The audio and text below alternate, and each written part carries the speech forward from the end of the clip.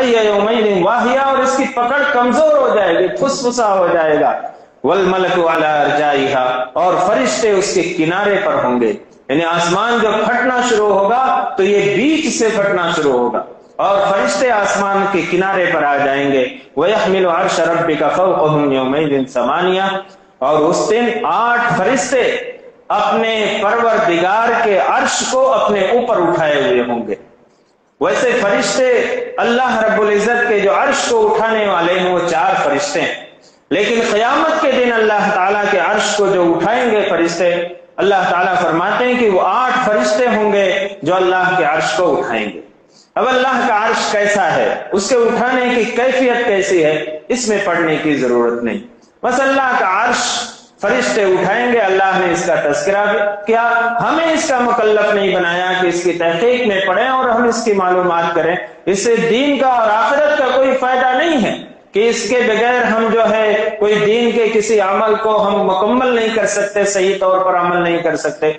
बस अल्लाह ताला ने फरमाया इसकी कैफियत कैसी है, अल्लाह रब्बुल इज्जत ही बेहतर जानता है। यौमैन तुरदून ला तख्फा मिनकुम खाफिया, अल्लाह ताला फरमाते हैं उस दिन तुम्हें इस हाल में पेश किया जाएगा, ला तख्फा मिनकुम खाफिया, कि तुम्हारी कोई भी पोशीदा बात, कोई भी पोशीदा चीज पोशीदा नहीं रह जाएगी। तुम्हारा कोई राज नहीं रह जाएगा, वो खुलकर अल्लाह के सामने आ जाएगा। अब जाहिर सी बात है दुनिया में भी जो इंसान या दुनिया की सारी चीजें, इस कायनात की हर मखलूक, हर चीज अल्लाह की नजरों के सामने, कोई अल्लाह से पोशीदा नहीं। कोई भी चीज, हम जो काम छुपकर करते हैं वो भी अल्लाह से पोशीदा नहीं। अल्लाह रब्बुल इज्जत उसे देख रहे, अल्लाह के फरिश्ते उसको लिख रहे हैं। लेकिन अल्लाह ताला ने फरमाया कि उस दिन कोई भी चीज, सब अल्लाह के सामने मौजूद होंगे। क़यामत के दिन कोई भी, उस वक्त ऐसा होगा कि सारी चीज जो है वो हमार कर दी जाएगी, बराबर कर दी जाएगी। ना कोई पहाड़ होगा, ना कोई मकान होगा, ना कोई दरख्त होगा, ना कोई टीला होगा। यानी अल्लाह रब्बुल इज्जत ये फरमाते हैं कि दुनिया में बंदा छुप कर लेता है कि चलो मैं घर के अंदर तो छुपा हुआ, कोई नहीं देख रहा है, लेकिन उसे इस हकीकत को बतलाने के लिए कि देखो एक वक्त ऐसा आएगा कि तुम्हारे सामने छुपने के लिए कोई चीज नहीं होगी, कोई आड़ नहीं होगी। आदम अलैहिस्सलाम से लेकर क़यामत तक आने वाले जितने इंसान हैं इस दुनिया के अंदर, सब मैदान महशर के अंदर मौजूद होंगे। अल्लाह रब्बुल इज्जत का अर्श वहां पे कायम होगा, सारे लोग मौजूद होंगे, कोई छुपने की जगह नहीं होगी। अल्लाह ताला फरमाते हैं तुम्हारा राज नहीं रह जाएगा, वो अल्लाह ताला उसे जाहिर फरमा देंगे। लेकिन अल्लाह रब्बुल इज्जत बंदे के ऐब को लोगों के सामने जाहिर नहीं फरमाएंगे। अल्लाह रब्बुल इज्जत कितने रहम फरमाने वाले हैं, कितने करम फरमाने वाले हैं। बुखारी के अंदर हजरत जाबिर रज़ी अल्लाह ताला अन्हु की रिवायत मौजूद है कि अल्लाह ताला एक बंदे को बुलाएंगे और उसको पर्दा कर लेंगे, बंदों से भी पर्दा कर लेंगे और अल्लाह होंगे और वो बंदा, और बंदे को पूछेंगे कि तुमने फला गुनाह किया था, तुमने फला गुनाह किया था, फला गुनाह किया था। वो इकरार करेगा और ये सोचेगा कि अब तो मेरी हिलाकत हो गई, अब मैं नहीं बच पाऊंगा, सारे गुनाहों का इकरार करेगा। फिर अल्लाह रब्बुल इज्जत उस पर रहम फरमाएंगे और अल्लाह ताला फरमाएंगे कि दुनिया में मैंने तुम्हारे अयूब को छुपाया था, तुम्हारे गुनाहों पर पर्दापोशी की थी, आज मैं यहां भी तुम्हारे गुनाहों पर पर्दापोशी करता हूं। और अल्लाह रब्बुल इज्जत उसको जन्नत में दाखिल फरमा दे। तो अल्लाह रब्बुल इज्जत बहुत रहम फरमाने वाले हैं, बहुत करम फरमाने वाले हैं। अल्लाह रब्बुल इज्जत जलील और रुसवा नहीं करेंगे, सारे राज तो खुल जाएंगे, सारे भेद खुल जाएंगे, लेकिन अल्लाह रब्बुल इज्जत किसी को जलील और रुसवा नहीं करेंगे। अगर दुनिया में अल्लाह ने उनके अयूब को और उनके गुनाहों को छुपाया है तो अल्लाह ताला आखिरत में भी छुपाएंगे।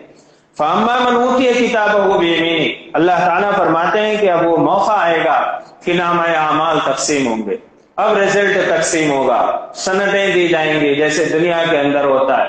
बच्चा पढ़ता है, इम्तिहान होता है और उसके बाद उसे रिजल्ट उसके हाथ में थमाया जाता है। ऐसे ही हमारी जिंदगी एक इम्तिहान गाह में हम बैठे हुए, जब तक इस दुनिया में है हम ये समझिए कि हमें इम्तिहान का पर्चा दिया गया है, उसको हल करना। और सबसे अच्छी बात यह है कि जो सवालात किए गए उसके जवाबात भी दे दिए गए कि ये ہیں سوالات اور اس کے یہ ہیں جواب، ایسا ایسا کرنا ہے، اس کے بعد بھی اگر ہم فیل ہو جائیں تو ہم سے زیادہ ناکارہ تو کوئی نہیں ہوگا۔ اگر کسی بچے کو امتحان میں جانے سے پہلے اس کو پرچہ دے دیا جائے کہ یہ سوالات ہیں، اس کے یہ جوابات ہیں، اور اس کے بعد بھی وہ فیل ہو جائے تو ہم کتنا اس کے اوپر افسوس کرتے ہیں اور کتنا لان تان کرتے ہیں۔ آخرت کے بارے میں بھی اللہ تعالیٰ نے ہمارے سامنے سوالات بھی رکھ دیے اور اس کے جوابات بھی دے دیے کہ یہ عمل تم کو کرنا ہے اور اس کے بارے میں تم سے سوال کیا جائے گا، اور اس کے بعد بھی ہم فیل ہو جائیں تو یہ ہمارے ناکامی اور ناکارہ پن کی بہت بڑی علامت ہے۔ تو اللہ تعالیٰ فرماتے ہیں فَأَمَّا مَنْ أُوتِيَ كِتَابَهُ بِيَمِينِهِ، تو وہ شخص کہ جس کا نامہ اعمال اس کے داہنے ہاتھ میں دیا جائے گا۔ اب نامہ اعمال تقسیم ہوں گے، کسی کو دائنے ہاتھ میں ملے گا، کسی کو بائیں ہاتھ میں۔ جس کو دائنے ہاتھ میں ملے گا وہ کامیاب ہو جائے گا، یعنی اس کے کامیابی کی ضمانت ہے کہ یہ نجات پا گیا، یہ جہنم سے بچا لیا گیا ہے، جنت کا مستحق اور حقدار ہے۔ اللہ تعالیٰ اس کا نام اعمال اس کو دائنے ہاتھ میں دیں گے۔ اللہ رب العزت ہم سب کو بھی ہمارا نام اعمال ہمارے دائنے ہاتھ میں عطا فرمائے۔ اللہ تعالیٰ فرماتے ہیں فَيَقُولُ هَاؤْمُ اقْرَءُوا کِتَابِیَہ، اب جب ملے گا اس کو دائنے ہاتھ میں تو وہ کہے گا ہاؤ، یہ لو میرا نام اعمال پڑھو، وہ دکھاتا ہوا پڑھے گا۔ جیسے امتحان میں جب کوئی بچہ کامیاب ہو جاتا ہے تو اپنا رزلٹ دکھاتا ہے کہ دیکھو اپنے بھائی کو، باپ کو، بہن کو، ماں کو اور رشتہ داروں کو دکھاتا ہے کہ دیکھو میں ایسے نمبرات سے پاس ہوا، میں کامیاب ہو گیا۔ ایسے ہی جس کے ہاتھ میں نام اعمال جو داہنے ہاتھ میں دیا جائے گا وہ لوگوں کو دکھاتا ہوا پھرے گا انی ظننت انی ملاق حسابیہ، میرا تو یہ یقین تھا کہ مجھے میرا حساب مل کر رہے گا، یعنی جو دنیا میں عمل کر رہا ہوں اس کا حساب کتاب ہوگا، اور میں اس یقین کے ساتھ میں نے دنیا کے اندر زندگی گزاری تھی۔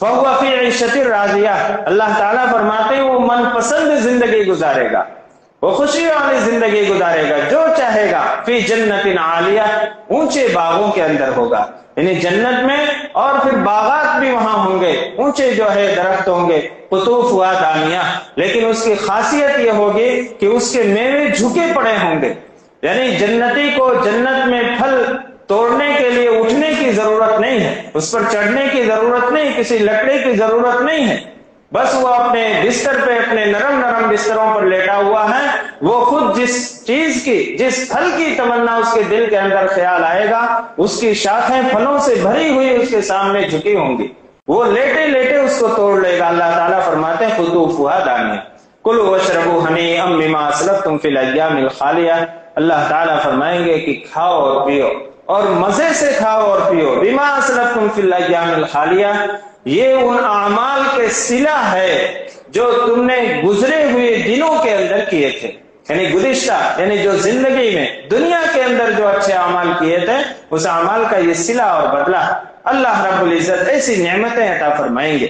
تو اللہ تعالیٰ نے اس دنیا کے اندر جو ہمیں بھیجا ہے، جو عمر دے کر بھیجی ہے، یہ دنیا ایک امتحان گاہ، ہم آخرت کی جو زندگی ہے اس زندگی کی کامیابی کے لیے ہم اللہ اور اس کے رسول صلی اللہ علیہ وسلم کے بتائے ہوئے طریقے کے مطابق زندگی گزاریں، اور اس دنیا کو مت سمجھیں کہ ہمیشہ ہمیشہ کی زندگی ہے، یہ دنیا تو ختم ہونے والی ہے، اور یہ دنیا کی نعمتیں، دنیا کا عیش و آرام بھی ختم ہونے والا، دنیا کی تکلیف اور مشقت بھی ختم ہونے والی، یہ پائیداری چیز نہیں ہے کہ ہمیشہ رہے گی، عیش و آرام بھی ختم ہوگا اور دنیا کی تکلیفیں اور پریشانیاں بھی ختم ہو جائیں گی، لیکن اصل زندگی وہ آخرت کی زندگی ہے۔